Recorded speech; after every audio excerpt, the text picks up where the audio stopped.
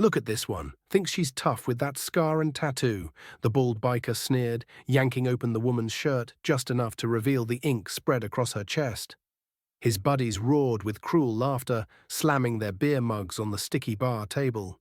She sat still, shoulders square, eyes burning with restrained fire. A single muscle twitched in her jaw. But she said nothing. The bikers loved that silence. They mistook it for weakness. "Hey, sweetheart," another one jeered. "What's the 182 stand for?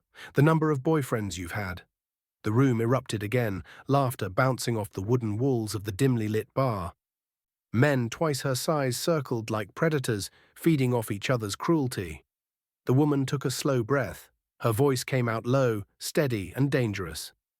182. My kill count. The laughter died mid-echo. For a beat, the whole bar went silent. Then the bald biker leaned back, throwing his head in mock hysteria. "Oh, listen to this. She thinks she's Rambo." His friends joined in, louder than before, trying to bury the chill that had crept into the room. But their eyes betrayed them. They weren't sure if she was bluffing. She stood then, slowly, as if the weight of the world pressed on her injured leg. The cane leaned against her chair, a silent testament to battles they couldn't imagine. With measured calm, she buttoned her shirt back up. "You boys laugh now," she said, voice like steel wrapped in velvet. "But some jokes have a cost." The bikers sneered, puffing their chests, desperate to reassert control. One shoved her shoulder. She didn't flinch. She only looked past him, as if staring into a memory no one else could see. And then quietly, she walked to the exit, the shuffle of her limp echoing in the heavy air. But the night wasn't finished. Outside, in the cold glow of streetlights, the bikers followed. "Hey, war hero," one spat. "Don't walk away. We ain't done with you."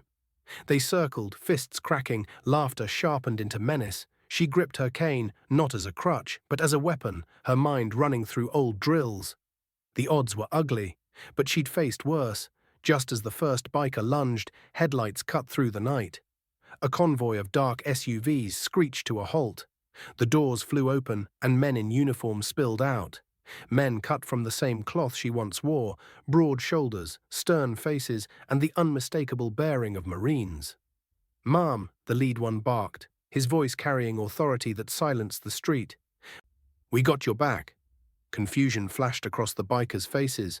One stammered, "What the hell? Who are you guys?" The Marine stepped forward, his chest bristling with ribbons and scars. "We're her brothers. You mess with one of us, you mess with all of us." The air crackled with tension. The bikers, once bold, suddenly looked small. The woman stood straighter, leaning no longer on her cane, but on the invisible wall of solidarity that had just arrived. Her eyes glistened, not with weakness, but with the weight of finally being seen, defended, honored. One biker tried to laugh it off. "This ain't your fight." The Marine's jaw clenched. "It became ours the second you laid a hand on her." In that moment, the balance shifted. The predators realized they weren't hunters anymore. They were prey. Step by step, the Marines advanced. No fists were thrown, no violence needed. Their sheer presence was enough. The bikers muttered excuses, backing toward their bikes, the arrogance draining from their faces. The bald leader tried one last smirk. "Fine, she's yours. Keep your crippled vet." The woman's eyes flashed. She took one step forward, cane tight in her hand, and spoke with thunder in her voice. "I don't belong to anyone. I earned my scars." "What have you earned, besides fear?" The bikers had no answer. Engines roared, and within seconds, the gang vanished into the night, tails tucked. Silence lingered. Then the Marines turned to her, standing in formation like guardians. The leader saluted, his eyes heavy with respect. "Ma'am, thank you for your service. You never stand alone." Her lips trembled, but she held her composure. A nod was all she could manage, yet that nod carried the weight of every sleepless night, every battle fought, every sacrifice unseen. For the first time in a long time, she felt whole again. The bar's doorway creaked open. The same men who had mocked her earlier now stood frozen, their smirks gone. They had witnessed the truth.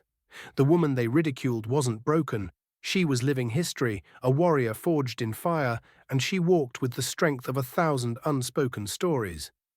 As she passed them on her way back in, she left them with words they would never forget. Respect is free, but disrespect, you can't afford the price. The room stayed silent long after she sat down again. For the first time that night, no one laughed. And so the story ends, not with fists, but with honor reclaimed.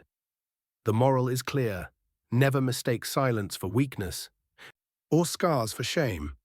Behind every mark is a story, and behind every veteran stands a family that never forgets. Before we end this story, let us know in the comments where you're watching from. We'd love to hear.